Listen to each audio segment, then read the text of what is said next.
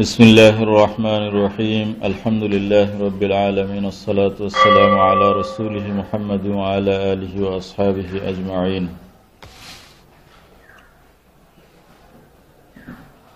আদাবু তালিবুল হাদিস ওয়াল মুহাদ্দিস আমরা আলোচনা করেছিলাম কিছু।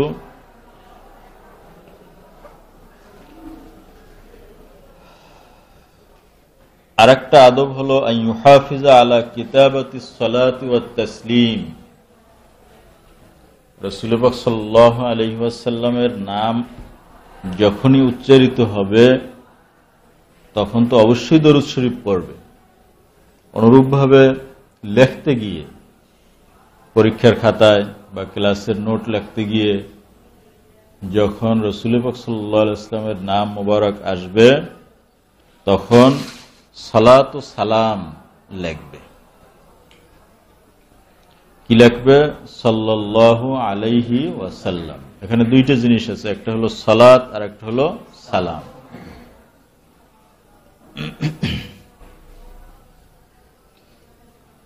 ইয়া আইয়ুহাল্লাযীনা আমানু সাল্লু আলাইহি ওয়া সাল্লিমু তাসলিমা। আল্লাহ রাব্বুল আলামিন দুইটা নির্দেশ দিয়েছেন, একটা হলো রাসূলের প্রতি দরুদ শরীফ পেশ করতে, আর দ্বিতীয় হলো সালাম পেশ করতে। অনেক বক্তা আছে তারা বলে থাকে যে দরুদে ইব্রাহিমী পড়তে হইবে, এটার ফজিলত বেশি, হাদিসে এটা আসছে, বলে না? হ্যাঁ, দরুদে ইব্রাহিমী উত্তম, কিন্তু এটা দরুদ, এর মধ্যে সালাম নাই। তুমি এত বোঝো যে দরুদে ইব্রাহিমী উত্তম, তাহলে এই সমস্ত হাদিসের কিতাবগুলো যারা লিখলেন তারা কেন এই দরুদ শরীফ লেখেন নাই? যেখানে রাসূল পাক সাল্লাল্লাহু আলাইহি ওয়াসাল্লামের নাম আসছে, তারা কি এই দরুদ শরীফ লেখছেন? তারা লেখছেন কি? সাল্লাল্লাহু আলাইহি ওয়াসাল্লাম। অথচ সাল্লাল্লাহু আলাইহি ওয়াসাল্লাম এইভাবে এই লফজে হাদিসের ভিতরে বলা হয় না। বলছে? বলেন। আসল কথা হলো এই যে দরুদে ইব্রাহিমী এটা কোন প্রেক্ষিতে আসছে? এটা নামাজের মধ্যে। আত্তাহিয়াতু লিল্লাহি ওয়াস সালাওয়াতু ওয়াত তাইয়্যিবাতু আসসালামু আলাইকা আইয়ুহান নাবিয়্যু। এখানে রাসূল পাক সাল্লাল্লাহু আলাইহি ওয়াসাল্লামকে সালাম দেওয়া হয়েছে। তো তাশাহুদের ভিতরে সালাম দেওয়া হয়েছে। তখন সাহাবায়ে কেরাম রাসূল পাক সাল্লাল্লাহু আলাইহি ওয়াসাল্লামকে জিজ্ঞাসা করলেন যে সালাম তো আমরা শিখলাম তাশাহুদের ভিতরে, আপনার প্রতি দরুদ আমরা কিভাবে পাঠাবো? তখন রাসূল পাক সাল্লাল্লাহু আলাইহি ওয়াসাল্লাম দরুদ শরীফ শিক্ষা দিলেন, দরুদ ইব্রাহিমী, যেটা আমরা নামাজের মধ্যে পড়ি। যেহেতু আগে সালাম আছে, এজন্য এখানে শুধু দরুদ।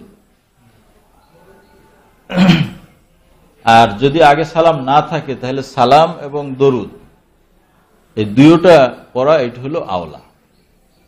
অতএব কোন ব্যক্তি দরুদ ইব্রাহিমী পড়লো, সে শুধু দরুদই পড়ল, এটা একটা সুন্দর দরুদ, হাদিসে আছে। আর এক লোক কি করলো? সে সাল্লাল্লাহু আলাইহি ওয়াসাল্লাম বলল, সে দুইটা কাজ করলো, সে দরুদ শরীফও পড়লো এবং সালামও দিল। অতএব কোরআন শরীফের মুওয়াফিক সে আমল করল। এই জন্য সমস্ত মুসান্নিফিন কেরাম যারা হাদিসের কিতাব লিখছেন, রাসূল পাক সাল্লাল্লাহু আলাইহি ওয়াসাল্লামের নাম আসলে পরেই তারা লিখেছেন সাল্লাল্লাহু আলাইহি ওয়াসাল্লাম। অতএব এইটাই হইবে উত্তম দরুদ, কারণ এর ভিতরে সালাম আছে, দরুদ ও সালাম লেখছেন। এটা কি আর কেউ বানাই লেখছেন নাকি? সবাই, প্রত্যেকে হাদিসের কিতাবে রাসূল পাক সাল্লাল্লাহু আলাইহি ওয়াসাল্লামের নাম আসলে সাল্লাল্লাহু আলাইহি ওয়াসাল্লাম লেখছে। এই যে আমরা দরুদ শরীফ পড়ি, আলোচনা করতে গেলে বা বক্তারা পড়ে সাল্লাল্লাহু আলা মুহাম্মাদ, একটু সুর দিয়ে পড়ে, অসুবিধা কি? কিন্তু যেহেতু হাদিসের মধ্যে পড়তে গেলে সেখানে রাসূল পাক সাল্লাল্লাহু আলাইহি ওয়াসাল্লামের নাম আসে, এই জন্য আমরা পড়ি সাল্লাল্লাহু আলাইহি ওয়াসাল্লাম। আর বক্তা যখন আলোচনা শুরু করেন তখন যেহেতু পূর্বে রাসূল পাক সাল্লাল্লাহু আলাইহি ওয়াসাল্লামের নাম আসে নাই, এজন্য জমির ব্যবহার না করে সরাসরি নাম ব্যবহার করে। সাল্লাল্লাহু আলাইহি না বলে কি সাল্লাল্লাহু আলা মুহাম্মাদ, সাল্লাল্লাহু আলাইহি ওয়াসাল্লাম। এই যে সাল্লাম, এখানে সালামের কথা বলা হয়েছে। অর্থাৎ আমরা যে দরুদ শরীফটা পড়ি আলোচনার শুরুতে, এটা হলো যে দরুদ শরীফ দুনিয়ার হাজার হাজার মুহাদ্দিসিন ইকরাম হাদিসের কিতাবে লিখেছেন রাসূল সাল্লাল্লাহু আলাইহি ওয়াসাল্লামের নাম আসলে পরে। অর্থাৎ এটা উত্তম। ওই জায়গায় দরুদে ইব্রাহিমী পড়লে শুধু দরুদই পড়া হবে, হ্যাঁ, যদি কেউ পরে পড়তে পারে, কিন্তু সাথে তার আলাদা আবার সালামও পড়তে হবে। এগুলো বোঝার চেষ্টা করবা। একজনের নতুন আবিষ্কার শুরু করে যে এইসব দরুদ শরীফ পড়া যাইবে না, এগুলো হাদিসে নাই, ওই দরুদে ইব্রাহিমী পড়তে হবে। এটা একটা মানে না বোঝার কারণে এগুলো বলে।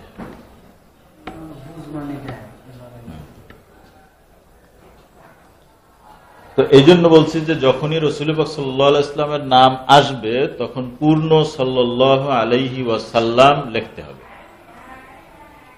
কারণ মুহাদ্দিসের ক্রেডিট, মুহাদ্দিসের মর্যাদাটাই হলো এর মধ্যে, যে একজন মুহাদ্দিস সে যদি 1 ঘন্টা পড়ায়, হিসাব করলে দেখা যাবে যে 1 ঘন্টার ভিতরে 100 বার সে রাসূল পাক সাল্লাল্লাহু আলাইহি ওয়াসাল্লামের উপরে দরুদ শরীফ পড়ছে। যেটা একজন তরিকাতপন্থী বসিয়া মোরাকাবা মানে সে সবকে বসিয়া 100 বার তাসবিহ নিয়ে দরুদ শরীফ পড়তে হয়।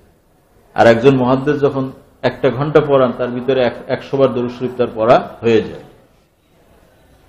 5টা ঘন্টা পড়াইলে তার কতবার দরুদ শরীফ পড়া হয়?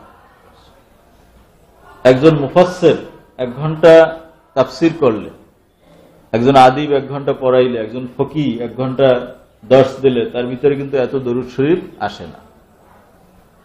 এই জন্য অন্যান্য বিষয়ের উপরে ইলমে হাদিসের ফজিলত, যে এইটা মজলিসে বসলে পরেই জান্নাতে একখান ঘর বানানো হয়ে যায়।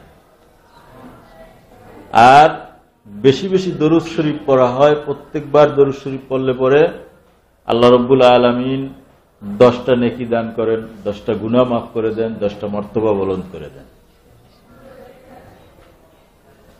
এবং কিছু লিখতে গেলে হুজুরের নাম আসলে পরে কি লিখবে? সাল্লাল্লাহু আলাইহি ওয়াসাল্লাম। তবরানী শরীফে হাদিস। যেটা বলতেছিলাম সেটা হলো এই, অতএব মুহাদ্দিসের মর্যাদার এটা একটা কারণ। সেজন্য লিখতে গিয়ে যখন হুজুরের নাম আসবে তখন সংক্ষেপে সদ লিখে রাখা বা ইঙ্গিতে লেখা, পূর্ণ না লেখা, এটা আদব না। আদব হলো পুরা সাল্লাল্লাহু আলাইহি ওয়াসাল্লাম লিখতে হবে। দেখো মুহাদ্দিসিনে কেরাম তারা কিতাব সংক্ষেপ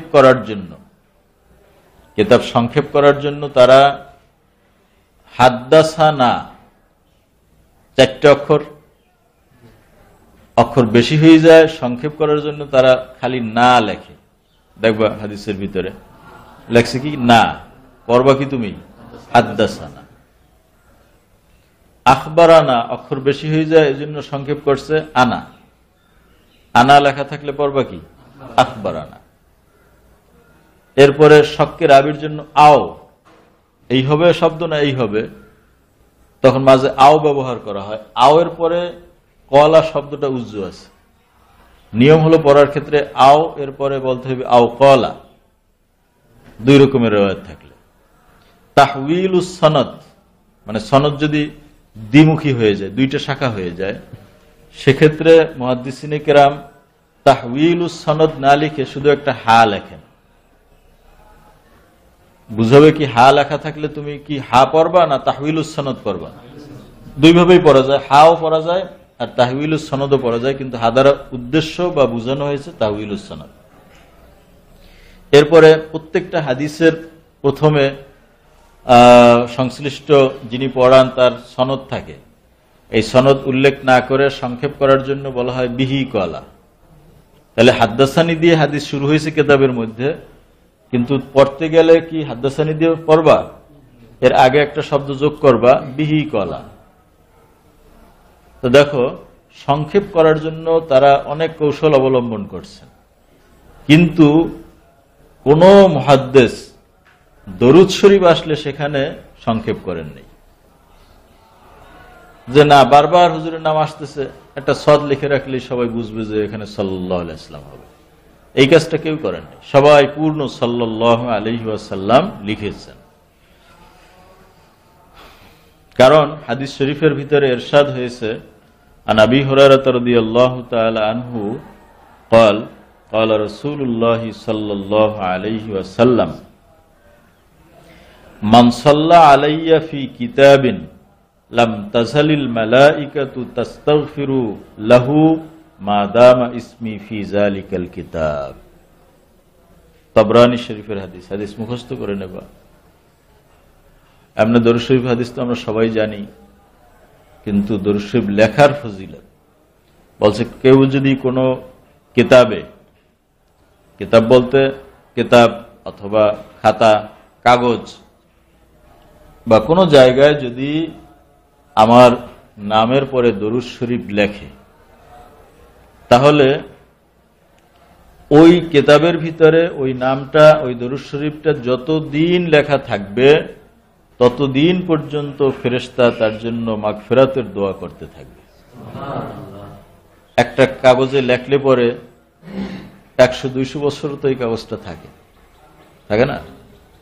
মানুষ মারা যাইবে, তার লেখাটা থাকবে, সে লেখছিল সাল্লাল্লাহু আলাইহি ওয়াসাল্লাম, এজন্য ফেরেশতারা তার জন্য মাগফিরাত করতে থাকবে, এজন্য পূর্ণ লিখতে হবে।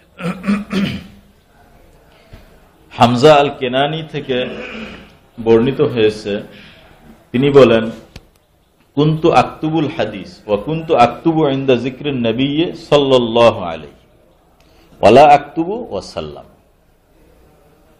আমি হাদিস লিখতাম, হুজুরের নাম আসলে পরেই লিখতাম সাল্লাল্লাহু আলাইহি, আল্লাহ তার উপরে দরুদ পেশ করুন, কিন্তু ওয়াসাল্লাম টু লিখতাম না। যারা খালি বলেন দরুদ ইব্রাহিমই পড়বে, যার ভিতরে সালাম নাই, ওই লোকটা শুধু দরুদ লিখতো কিন্তু সালাম লিখতো না। বলেন, ফারাআইতুন নাবিয়্য সাল্লাল্লাহু আলাইহি ওয়াসাল্লাম ফিল মানামি ফাকালা লি মা লাকা লা তুতিম্মুস সালাতা আলাই। আমাকে জিজ্ঞাসা করলেন যে, কি হুজুর জিজ্ঞাসা করতেছেন রাসূল পাক সাল্লাল্লাহু আলাইহি ওয়াসাল্লাম স্বপ্নের মধ্যে, যে তোমার ব্যাপার কি, যে তুমি আমার নাম আসলে পরে পূর্ণ দরুদ শরীফ লেখো না। ক্বালা হামা কাতাবতু বাদা যালিকা সাল্লাল্লাহু আলাইহি ইল্লা কাতাবতু ওয়াসাল্লাম। তো উনি বলেন, হামজা আল কেনানি, যে সেই দিন থেকে আমি রাসূল পাক সাল্লাল্লাহু আলাইহি ওয়াসাল্লামের নাম লেখলে পরে সাল্লাল্লাহু আলাইহি এর পরে ওয়াসাল্লাম অবশ্যই লিখতাম। অতএব এটা হলো নিয়ম।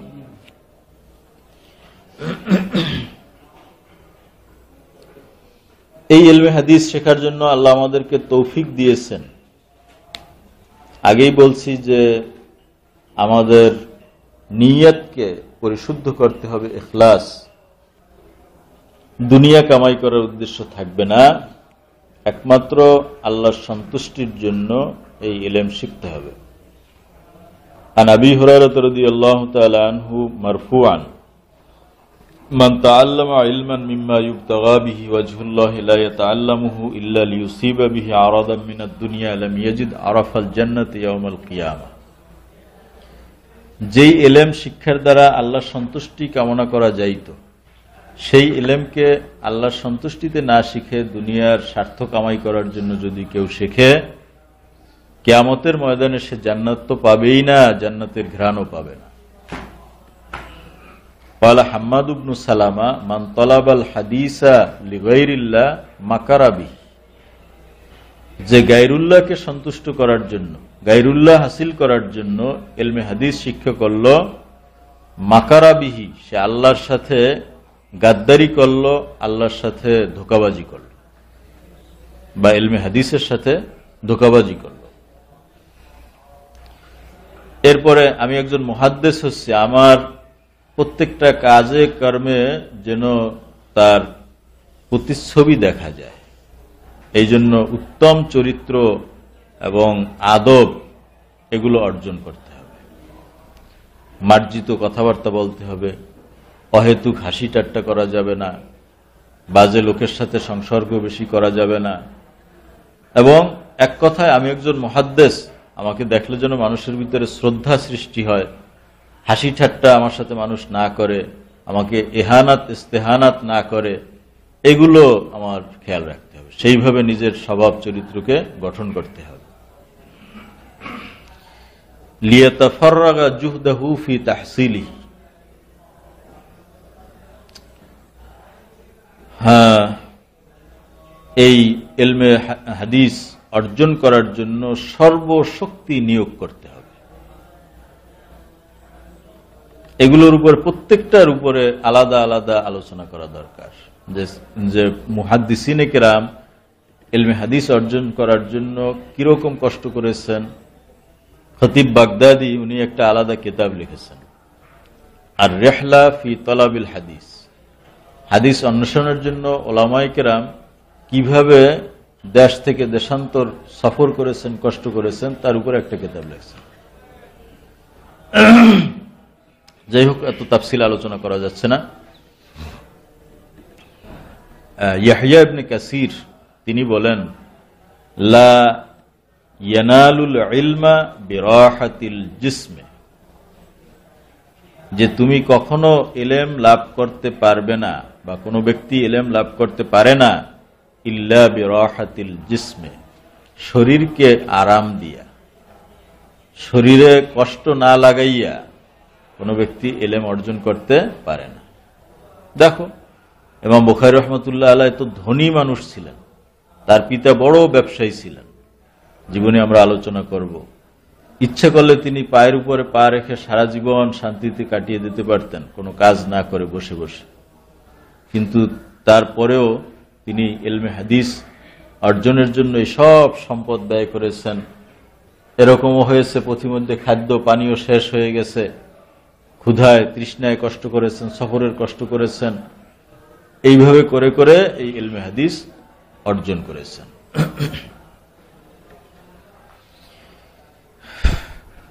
ওয়া গিনান নফস, আর একটা হলো আত্মতৃপ্তি। এটা ইলমে হাদিস যিনি শিক্ষা করবেন, মুহাদ্দিস বা তালিবুল হাদিস, তাদের জন্য খুবই জরুরি।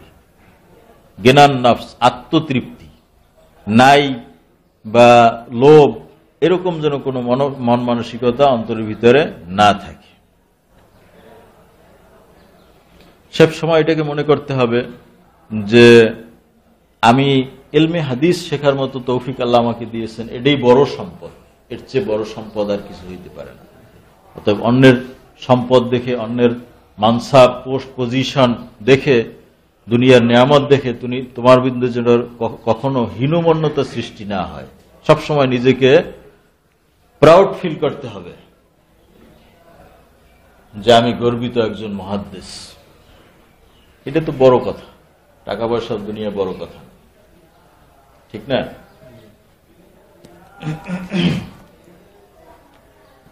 মনে করো আমি একজন মুহাদ্দিস, অল্প যা কিছু বেতন দেয়, আমি যদি একটা অন্য পেশা গ্রহণ করতাম, আমি যদি একটা গার্মেন্টসের ম্যানেজার হইতাম, তাতে কামেল পাশও লাগে না, মোটামুটি ডিগ্রি পাস হইলেই চলে। 50, 60 হাজার, 1 লাখ টাকা বেতন থাকত। কিন্তু আমার কাছে আসতো কারা? আমাকে স্যার স্যার বলতো কারা? এই কর্মচারী যারা, গার্মেন্টসের মহিলারা। আর এখন আমার কাছে আসে কারা? হয়তো একজন মুহাদ্দিস আসে, অথবা একজন তালিবুল হাদিস আসে, যাদের সাথে ইলমে নববীর সম্পর্ক, যারা এটা নিয়ে ব্যস্ত আছে, এদের সাথে আমার সম্পর্ক। অতএব এটা একটা বড় নেয়ামত। ডাক্তার বলো, ইঞ্জিনিয়ার বলো, তাদের কাছে আসে কারা? এই রকমের লোকরাই আসে। কিন্তু একজন আলেমে দ্বীন, একজন শিক্ষক, একজন মুহাদ্দিস, তার কাছে যারা আসে সবাই ধর্মীয় ভাব সম্পন্ন, হয়তো সে ছাত্র অথবা শিক্ষক অথবা একজন পরহেজগার মানুষ। একটা মাসলা জানার জন্য তো সে পরহেজগার লোকই আসে। এজন্য নিজের আত্মমর্যাদা এর অনুভূতি সবসময় রাখতে হবে, জ্ঞানের নফস যেটাকে বলা হয়। এরপরে আদব হলো আল্লাহ ইয়াকতুমাল ইলমা, তুমি যা কিছু জানো এলেম, এটা কখনো গোপন রাখবে না, মানুষকে শিখাবে। যে আমি শিখাইলাম আরেকজন জেনে গেল, তার মর্যাদা বেড়ে গেল, না। এলেম হলো এরকম এমন একটা জিনিস যেটা যতই দান করবে ততই বাড়বে। বলা হয় যে ইলম বে বহস, মাল বে তিজারাত, মুলুক বে সিয়াসাত।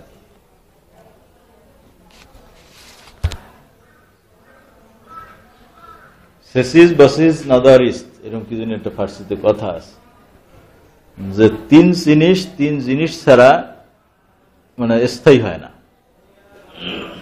মজবুত হয় না। একটা হলো মাল বে তেজারাত, অর্থ সম্পদ ব্যবসা না করলে বাড়ে না। অর্থ সম্পদ সব যে তুমি থুয়ে দাও সিন্ধুকে ভরিয়া, ওটা দেখবে যে কিছুদিন পরে পোকে খেয়ে নষ্ট করে ফেলাইছে। ওটাতে ব্যবসা করতে হবে, তাহলে এটা বাড়বে। ইলম বে বহস, ইলম এটা যত আলোচনা পর্যালোচনা করা যাবে তত বাড়বে। যদি সব তুমি কিতাব সুন্দর আলমারিতে সাজাই রাখো, এটা নিয়ে কোনো আলোচনা না করো, তাহলে তোমার অর্জিত ইলমটা একসময় তুমি ভুলে যাবে।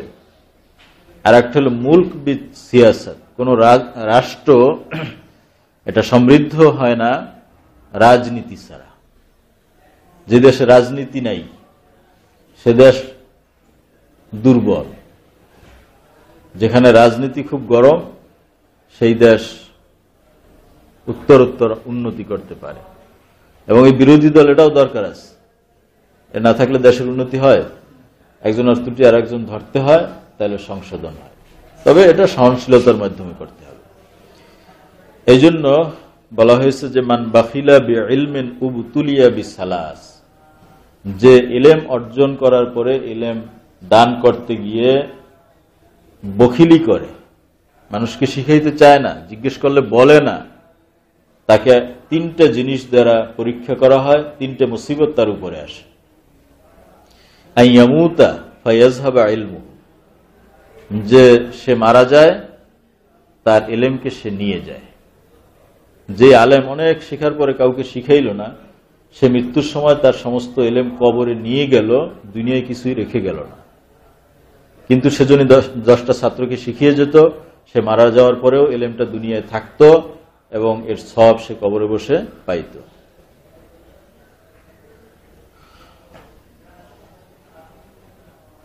আও ইউনসা, অথবা সে দুনিয়ার মানুষের কাছে নাম নিশানাহীন হয়ে যায়। একজন বড় আলেম ছিল, কিন্তু সে কাউকে শিখায় নাই, কোনো কিতাব লেখে নাই, তার নাম একসময় দুনিয়ায় থাকবে? থাকবে না।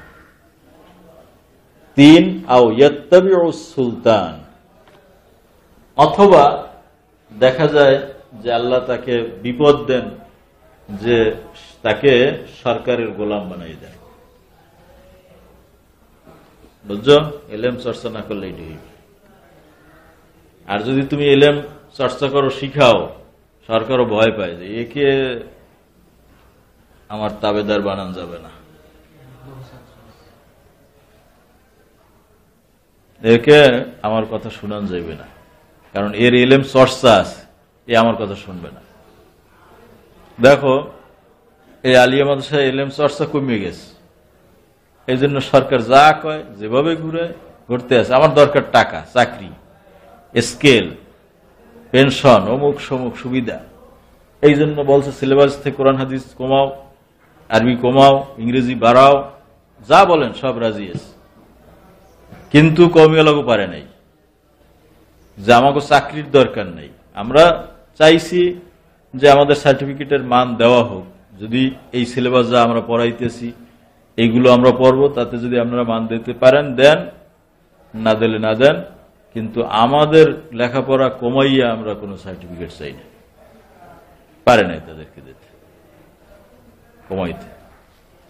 তো এই জন্য ইলমের চর্চা যারা আছে এরকম আলেমকে আসলে অনুগত করতে পারে না সরকার, এটা যুগে যুগে দেখা গেছে। মাকুলা, ইলম অর্জন করার ক্ষেত্রে লজ্জাশীলতাকে স্থান দেওয়া যাবে না। সংকোচ, লজ্জা, জিজ্ঞেস করব কি করব না, এইরকম লোক এরা ইলম অর্জন করতে পারে না। লিয়াহযারা কুল্লাল হাযারি মিন আইয়ামনাহুল হায়া ওয়াল কিবর, আর একটা হলো অহংকার। এজন্য ইমাম বুখারী রাহমাতুল্লাহ আলাইহি মুজাহিদ থেকে রওয়ায়াত উল্লেখ করেছেন যে লা ইয়ানালুল ইলমা মুস্তাহয়িন ওয়ালা মুস্তাকবির। দুই ব্যক্তি ইলম পায় না, এক হলো অধিক লজ্জাশীল আর এক হলো অহংকারী। অহংকারী ইলম পায় না এই জন্য যে আমার সে আলেম বড় আছে কেডা, কার কাছে জিজ্ঞেস করব, ফলে জিজ্ঞাসাও করা হয় না আর জানাও হয় না। আর লজ্জা যার বেশি, সে জিজ্ঞাসা করলে কি হুজুরে মনে করে না করে, জিজ্ঞাসা করব কি না জিজ্ঞাসা করে না, ফলে সেও কি থাকে, ইলম থেকে বঞ্চিত থাকে। ইল্লা মুস্তাহয়িন ওয়ালা মুস্তাকবির।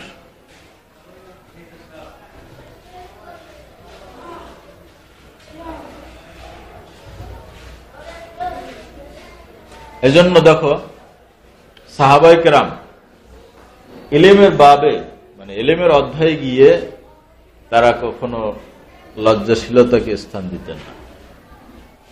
মনে করো পেশাব, পায়খানা, স্ত্রী সহবাস, হায়েজ, নেফাস, লজ্জার বিষয়গুলো, এগুলো যদি সাহাবায়ে কেরাম প্রশ্ন না করতেন, রাসূল পাক সাল্লাল্লাহু আলাইহি ওয়াসাল্লাম ডিটেইলস না করতেন, তাহলে এই মাসলাগুলো আমরা কিভাবে জানতাম? অতএব ইলমের ক্ষেত্রে লজ্জাকে স্থান দেওয়া যাবে না।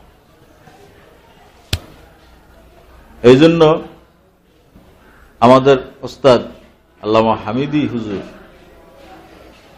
যে কোনো মাসলা আসুক, ছাত্ররা অনেক সময় লজ্জায় জিজ্ঞেস করতে না, কিন্তু হুজুর সব ডিটেলস বলে দিতেন। তার মতো এরকম একজন বুজুর্গ মানুষ, আল্লাহওয়ালা মানুষ, কিন্তু পড়াইতে গেলে পরে এরকম যে কোনো বিষয় আসুক খোলামেলা তিনি আলোচনা করতেন। এরকম দেখা গেছে যে বাপ ছেলের সামনে এইসব মাসলা আলোচনা করতেছেন, কোনো লজ্জা নেই। এটা আসলে লজ্জা করার বিষয় না। আচ্ছা, কোনো মানুষ ডাক্তারের কাছে গিয়ে কি লজ্জা করে? প্রয়োজনে দেখা যায় যে সতর খুলতে হয়, গোপন অঙ্গে মনে করো একটা অসুখ হয়েছে, প্রয়োজনে ডাক্তারকে দেখানো জায়েজ আছে না?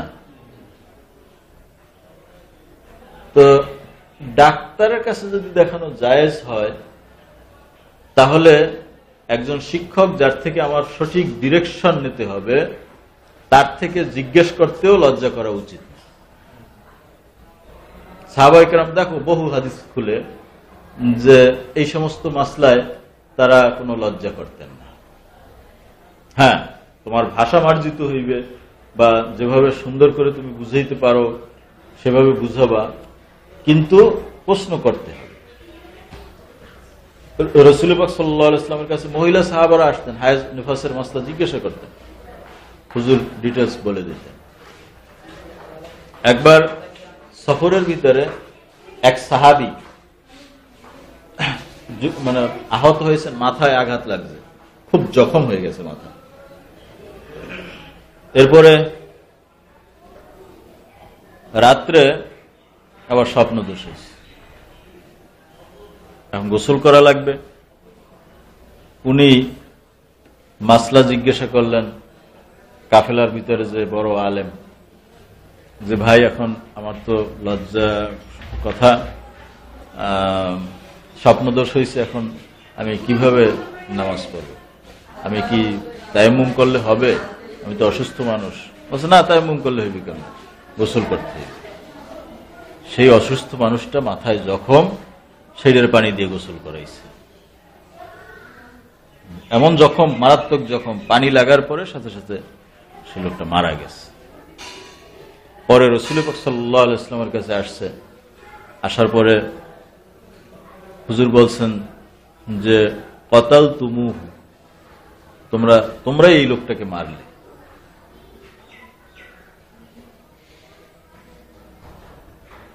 তোমরা কেন জিজ্ঞাসা করলে না? ফাইন্নামা শিফাউল আইয়ে আস-সুয়াল, কারণ অক্ষমতা অপারগতার একমাত্র প্রতিষেধক হলো প্রশ্ন করা। যেখানে আমি অক্ষম, যেখানে আমি জানি না, পারি না, সেটা সমাধান কি? জিজ্ঞাসা করা। যে না, এটা জিজ্ঞাসা করে কেমন লজ্জার বিষয়, আমি দিয়ে দিই একটা মশলা, বা নিজে একটা কাজ করে ফেলাই, এরকম না। ওই সাহাবীর যেহেতু মশলা সে জানে না, তার উচিত ছিল অন্য কারো থেকে জিজ্ঞাসা করে তারপরে বলা, কিন্তু জিজ্ঞাসা না করে বলার ফলে ওই লোকটা তো মারা গেল।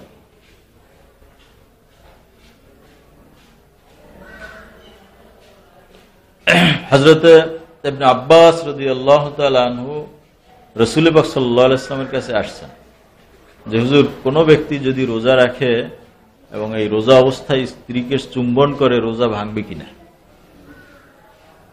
হুজুর বলতে পারতেন ভাঙবে বা ভাঙবে না। রাসূল পাক সাল্লাল্লাহু আলাইহি ওয়াসাল্লামের কাছে তখন একটা আপেল ছিল, এরকম সুন্দর। রাসূল পাক সাল্লাল্লাহু আলাইহি ওয়াসাল্লাম এটা নিয়ে মুখে তার ঠোঁটের উপরে লাগাইলেন। ইবনে আব্বাসকে জিজ্ঞাসা করলেন যে আব্বাস, বলো তো আমার রোজা কি এতে ভেঙে গেছে? তো বলছে না, এতে রোজা ভাঙবে কেন? তো বলছে যে তাইলে মাসলা বুঝে আসছে? বলছে হ্যাঁ হুজুর, বুঝছি।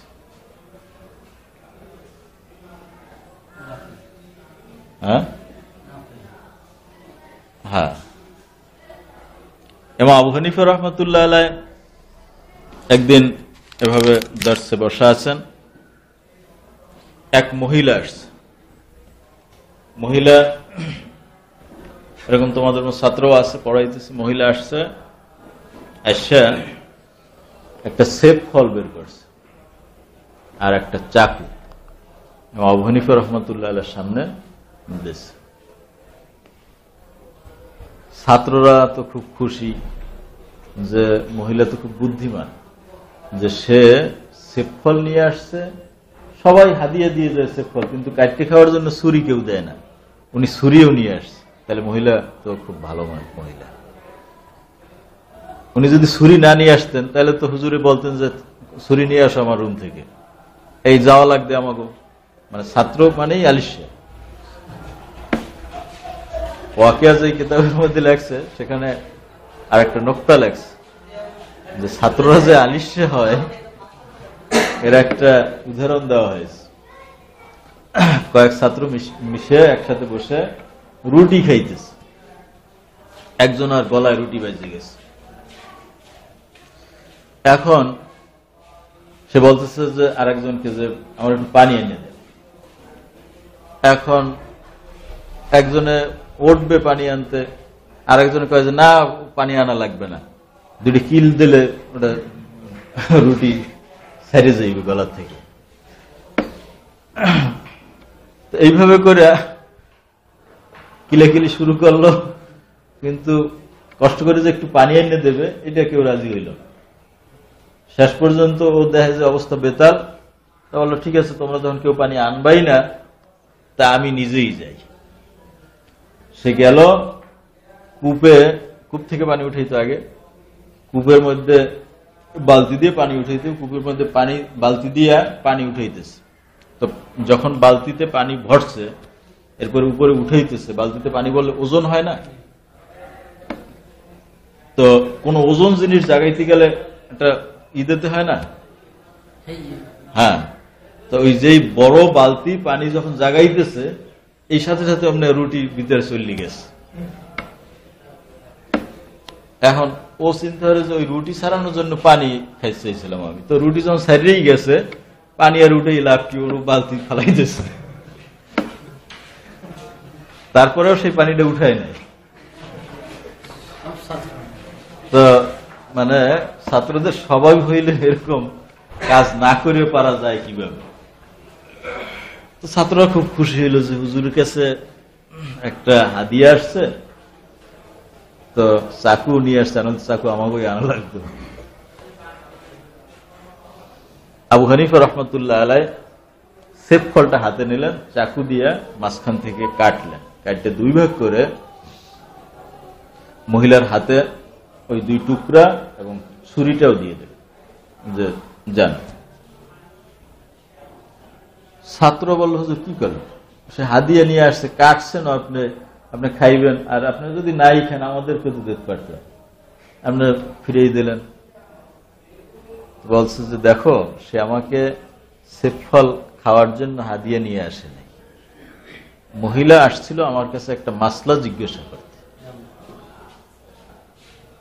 তো কই হুজুর, তো সে কিছু বলে নাই, যে ওই যে চাকু আর সেব ফল দিয়েছে এইটাই তার মাসলা জিজ্ঞাসা করে। তা হুজুর আপনি জবাব দিলেন কি? আমি যে কাটতে দিয়ে দিছি এইটাই আমার জবাব। হুজুর তো বুঝলাম না ব্যাপারটা। বুঝলো না? সে আসছে যে দেখো সেব ফলটার উপরে কয়েকটা কালার আছে, দেখবো আপেল এক পাশে থাকে লাল, এক পাশে সবুজ, এক পাশে সাদা, এরকম থাকে, এক রং থাকে না। তো এই সেব ফলটার বহু রং আছে। মহিলারা যখন অপবিত্র হয় হায়েজ অবস্থায় বিভিন্ন কালারের দম এটা নির্গত হয়। এখন কোন কালারের দম বের হলে সে পবিত্র হবে আর কোন কালারের সময় সে নাপাক থাকবে, মূলত এইটা জিজ্ঞাসা করতে চেয়েছিল এই মহিলা। এটা তো মুখে বলা লজ্জার বিষয়, এজন্য সে সেব ফলটা নিয়ে আসছে। হুজুর আপনি কি জবাব দিলেন? আমি জবাব দিলাম, আমি সেব ফলটা কাটলাম মাঝখান থেকে, যে উপরে যতই কালার হোক ভিতরে হলো সাদা। অতএব হায়েজের রক্ত এটা যে কালারই হোক এটা হায়েজ, যতক্ষণ না সাদা হয়। তো যদি সাদা স্রাব হয় তাহলে সেটা হায়েজ না, এছাড়া বাকি যত রং হোক সব হলো হায়েজ। অতএব কাটতে আমি সাদাটা দেখাই দিছি, এর অর্থ হইল একমাত্র সাদা যদি বের হয় তাহলেই পবিত্র হবে, এছাড়া অন্য কোনো কালার বের হলে সে পবিত্র হবে না, ওটা হায়েজ হবে। চিন্তা করছো যে মাসলা জিজ্ঞাসা করছে তার জ্ঞান কি, আর যে মাসলা দেশে তার জ্ঞান কি? হ্যাঁ, সাদাটা হায়েজ না, ওটা তো মানে ধাতু এমনি বের হয়। এগুলো মাসলা বোঝো কিছু? সাদাটা তো রোগের কারণে হয়, ক্ষয় বলে না, আপেলের মতন। আচ্ছা যাই হোক, তাহলে বলতেছিলাম যে লজ্জা করবে না। হ্যাঁ, তবে প্রয়োজনীয় মানে শালীনতা বা কৌশলে আকার ইঙ্গিতে প্রশ্ন করবে। দেখো যেমন মহিলা কত সুন্দর প্রশ্ন করছে। আজকের আর আলোচনা বাড়ানো যাবে না, ঘন্টাকার। আচ্ছা, এই জন্য বলছি এটা একটা আদব যে লজ্জাশীলতা রাখা যাবে না, এর অর্থ হল নির্লজ্জ হওয়া যাবে না, শালীনতার সাথে প্রশ্ন করতে হবে। এরপরে কাসরাতুল মুযাকারা ওয়াল মুতালা, বেশি বেশি নিজেরা মুযাকারা মুতালা করতে হবে। সবসময় এই ইলমে হাদিস নিয়েই আলোচনা করতে হবে, একটা কিছু বিষয় নিয়ে, এমনকি নিজেদের মধ্যে চলাফেরার ভিতরেও একটা জরুরি মাসলা নিয়ে আলোচনা করবে। তাযাকারুল হাদিস ইল্লা তাফআলু ইয়াদরুস, যে তোমরা বেশি বেশি মুযাকারা করো, যদি না করো তাহলে ইলম কিন্তু নিঃশেষ হয়ে যাবে। তাযাকারুল হাদিস ফাইন্নাহু হায়াতু ফাইন্না হায়াতাহুল মুযাকারা, তোমরা হাদিস মুযাকারা করো, চর্চা করো, বারবার পড়ো, কারণ ইলমে হাদিসের জীবনই হলো মুযাকারা। মুযাকারা করলে এটা জীবিত থাকবে, আর না করলে কিন্তু মারা যাবে।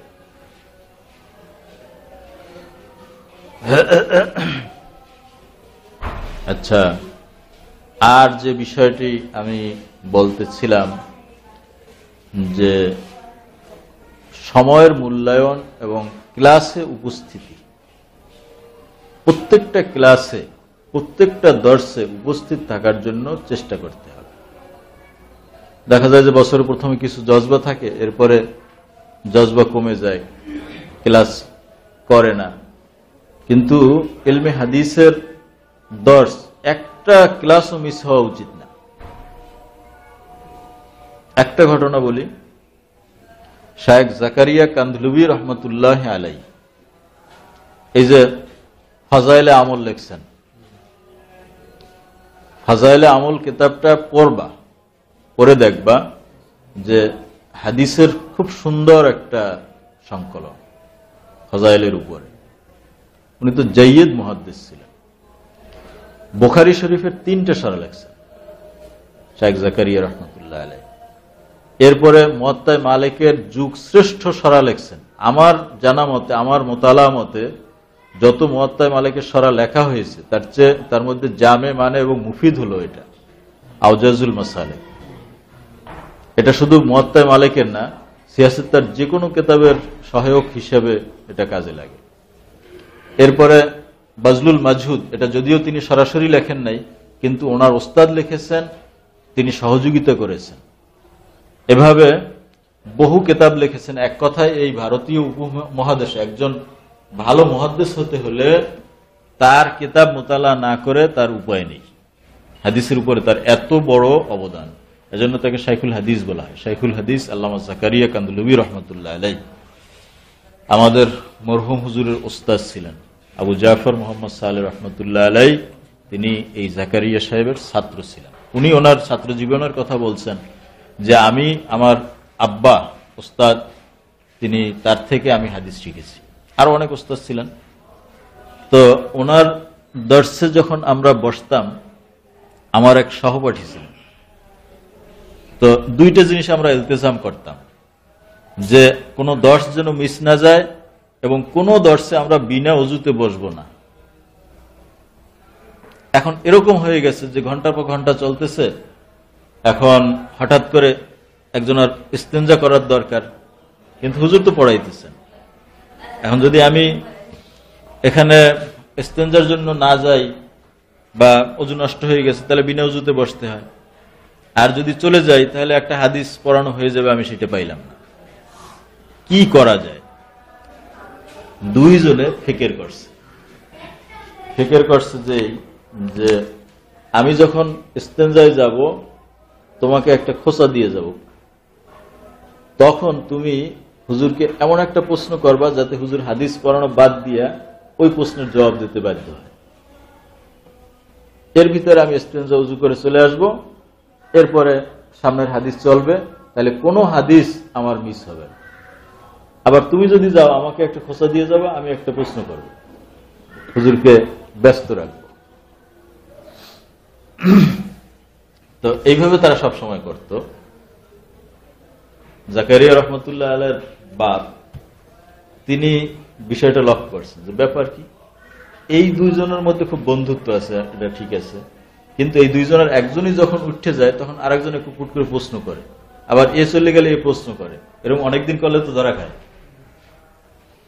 ওনার বিষয়টা নজরে বাসছে। তারপরে একদিন ওইরকম জাকারিয়া সাহেব উঠে গেছে, তার বন্ধু যে সে দাঁড়াইয়া প্রশ্ন করছেন যে হুজুর এইখানে যে হাদিসটা পড়লেন, তো এখানে তো হাদিসে যেভাবে বলা হয়েছে, কিন্তু ফাথুল কাদিরের ভিতরে আল্লামা ইবনুল হুমাম রহমতুল্লাহ আলাইহি তিনি তো এইভাবে বলছেন, এটার সমাধানটা কি হুজুর? আপনি হাদিস যেভাবে বললেন, ইবনুল হুমাম তো অন্যভাবে বলছেন, এটার সমাধানটা কি? উনি হাসি দিয়ে বললেন যে এখন আল্লামা ইবনুল হুমামের সাথে আমাকে ঝগড়া করতে হবে কতক্ষণ? তোমার বন্ধু ফিরে আসা পর্যন্ত। তুমি কেন প্রশ্ন করছো এটা তো আমি বুঝছি, জানার জন্য না, আমাকে আটকেই রাখার জন্য। ঠিক আছে, আজকের পর থেকে তোমাদের কেউ ক্লাস থেকে বের হয়ে গেলে আমি পড়া স্টপ রাখবো, কিন্তু ইবনুল হুমামের সাথে ঝগড়া করার দরকার নেই। ফাথুল কাদির হিদায়াত শরা লেখছেন। তো যাই হোক, তো এভাবে ছিলেন তাদের অবস্থা, যে একটা হাদিস যেন মিস না যায় এবং একটা ক্লাস যেন মিস না যায়। চেষ্টা করবা যেন আমল করতে পারো। সময়ের মূল্যায়ন, আমি এটির উপরে অনেক লম্বা আলোচনা দরকার ছিল। সংক্ষেপ কথা হলো যে সময়ের মূল্য দেওয়ার চেষ্টা করবা। যতটুকু সময় পাওয়া যায় পড়াশোনার ভিতরে কাটানোর চেষ্টা করবা। আল্লামা আবুল ফাত্তাহ আবু গুদ্দাহ একজন ভালো আলেম, মুহাক্কিক আলেম, উনি একটা কিতাব লিখছেন কিমাতুজ জামান ইনদাল উলামা। পূর্ববর্তী ওলামায়ে কেরাম সময়ের মূল্য কিভাবে দিয়েছেন, এক বই, পড়াইলে 3-4 দিন লাগবে। তো সেটার দিকে আমি আলোচনায় গেলাম না। সেখানে বহু আজীব আজীব কাহিনী লেখছে যে মানুষ সময় কিভাবে মূল্যায়ন করতেন। এক শায়েখের কথা লেখছেন যে তিনি দীর্ঘ 9 বৎসর পর্যন্ত নিজের হাত দিয়ে রাতের খাবার খান নাই। কেন? যে যদি খাইতে যান তাহলে হাদিস লেখতেন, সেই লেখা স্টপ হয়ে যাবে। এই জন্য উনি কলম নিয়ে শুধু লেখতেনই, ওনার বোন ওনাকে ছোট বাচ্চার মতো ভাত মাখাইয়া বা যা খাইতেন মুখে তুলে দিতেন, উনি খাইতেন আর লেখতেন। 9 বৎসর পর্যন্ত এইভাবে করছেন। সময়ের মূল্য। এক আলেম, উনি রাস্তাঘাটে হাঁটতে আর পড়তে, এবার পড়তে পড়তে যাই একদিন কূপের মধ্যে পড়ছে, খেয়াল নাই, মানুষ ধরে ধরে উঠেছে যে রাস্তায় চলার সময়টা পর্যন্ত কাজে লাগাইতেন। এক আলেম ইস্তেঞ্জার মধ্যে যাইও পড়তেন। কিরকম? ইস্তেঞ্জার মধ্যে যাই তো আর পড়া যায় না। এই জন্য যখন তিনি ইস্তেঞ্জায় যাইতেন, ওনার কোন ছাত্রকে বলতেন যে এই কেতাবটা যদি একটু জোরে জোরে করে পড়ো। তো কেতাব ইস্তেঞ্জার মধ্যে যাইয়ে পড়া যাবে না, কিন্তু শোনা তো যাবে। তো ওই টাইমটা তিনি শুনতেন, ছাত্র জোরে জোরে পড়তো, তিনি শুনতেন। আল্লামা ইবনুল জাওজি, ওনার সম্পর্কে লেখা হয়েছে যে উনি লেখতেন, লেখার পরে যে কলম ভোতা হয়ে যেত লিখতে লিখতে, আবার কাটতে ধার করতেন, আবার লিখতেন। ওই কাটা অংশটা, ওটার একটা তাজিম আছে। আমরা তো কলম লেখা হয়ে যায় ওয়ান টাইম ফালাই দিই, এটা ঠিক না।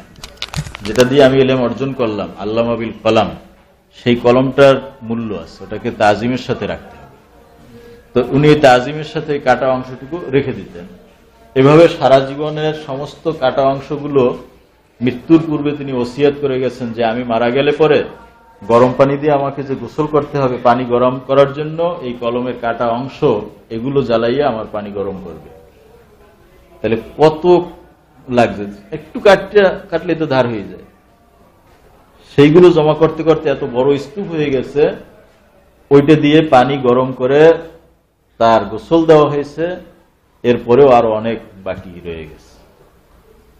যাই হোক, এরকম একটা দুটো ঘটনা না, মানে এরকম সব ঘটনা এই কিতাবের ভিতরে লেখা হয়েছে। তো এগুলো শুনলে পরে আশ্চর্য হয়ে যেতে হয় যে ওলামায়ে কেরাম তারা কিভাবে সময় মূল্য দিয়েছে। এজন্য আমাদের সময় অপচয় করা যাবে না। মাত্র 2 বছর আমাদের সামনে এই দাওরায়ে হাদিস, এর প্রত্যেকটা মুহূর্ত যেন আমরা মূল্যায়ন করতে পারি। তো যাই হোক, কিছু আদবের কথা বললাম। এই আদবগুলো যেন আমরা ইলমে হাদিস দর্স ও তাদরিসের ক্ষেত্রে এগুলো আমরা লক্ষ্য রাখতে পারি। আল্লাহ আমাদের তৌফিক দান করুন, আমিন। সাল্লাল্লাহু আলাইহি ওয়া আলা আলিহি ওয়াসাল্লাম। কিমাতুজ জামান ইনদাল উলামা।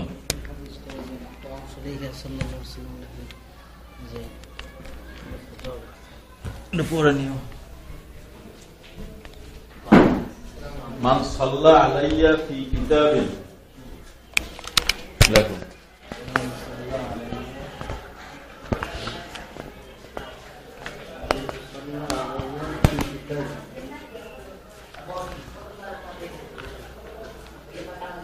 লাম তাজহালিল মালাইকাতু তাস্তাগফিরু লাহু,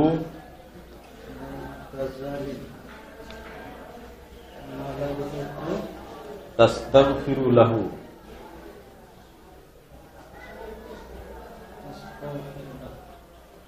মাদামা ইসমি ফি যালিকাল কিতাব।